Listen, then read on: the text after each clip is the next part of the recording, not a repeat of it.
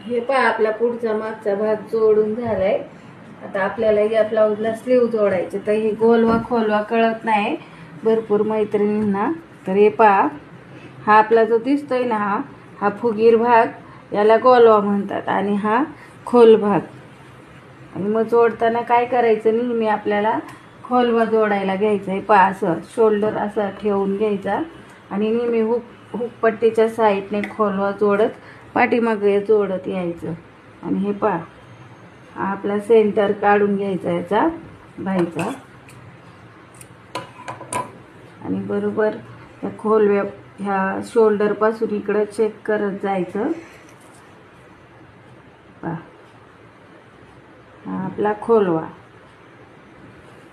आणि थोडी एक्स्ट्रा बाही झाली माझी, तर आपण ती नंतर कट करू। असं या प्रकारे शिवत यायचं पाठीमागे।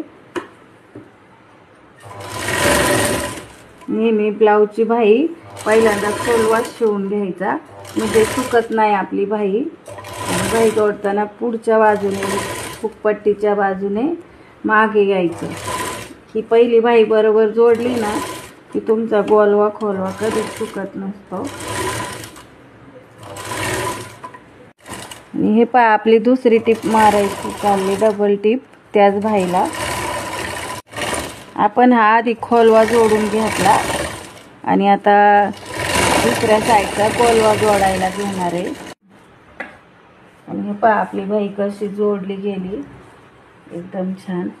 हे पहा, आता आपण गोलवा जोडायला घेऊ। तर गोलवा पहा, मी सांगितल्या पद्धतीने नेहमी पाठीमागच्या बाजूने पुढे जोडत यायचं, आणि पहिली बाही बरोबर जोडली का आपला बरोबर गोलवा शिल्लक राहतो। त्यामुळे आधी खोलवी बाही जोडाय घ्यायची आणि नंतर मग गोलवा जोडायचा।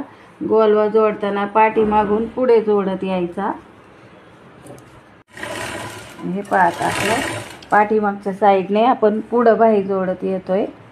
आणि या पद्धतीने तुम्ही जर शिवलं, ही ट्रिक लक्षात ठेवली ना, तर कधीच तुमचा गोलवा खोलवा चुकणार नाही। हे पहा, या पद्धतीने नक्की मी सांगितले त्या पद्धतीने जोडून पहा स्लीव। आणि या पद्धतीने नक्की ट्राय करून पहा। धन्यवाद।